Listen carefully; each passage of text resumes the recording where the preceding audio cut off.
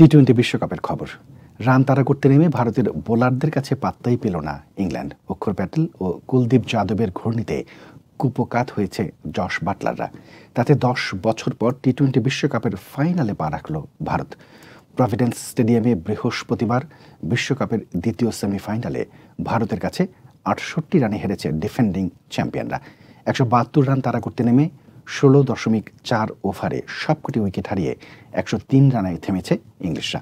অক্ষর ও কুলদীপ 3টি করে উইকেট নিয়েছে। রিজার্ভ ডে না থাকায় বৃষ্টিতে ম্যাচ ভেসে গেলে ফাইনালে যেত ভারত। শুরুতে গায়নার আকাশ ভয়ও ধরিয়েছিল ইংল্যান্ড শিবিরে, তবে শেষ পর্যন্ত বৃষ্টির সহায়তা লাগেনি রোহিতদের। ব্যাটে বলে দাপট দেখিয়ে জয় তুলে নিয়েছে তারা। দাপুটে জয়ে 10 বছর পর টি-20 বিশ্বকাপের ফাইনাল নিশ্চিত করল ভারত। সবশেষ 2014 সালে সংক্ষিপ্ত ফরম্যাটের বিশ্ব আসরে ফাইনাল খেলেছিল ভারত, যদিও সেবার শ্রীলঙ্কার কাছে 6 উইকেটের হারে শিরোপা ঘরে তোলা হয়নি তাদের। 2007 সালে প্রথম বিশ্বকাপের পর ট্রফিটি তাদের ধরাছোঁয়ার বাইরেই ছিল।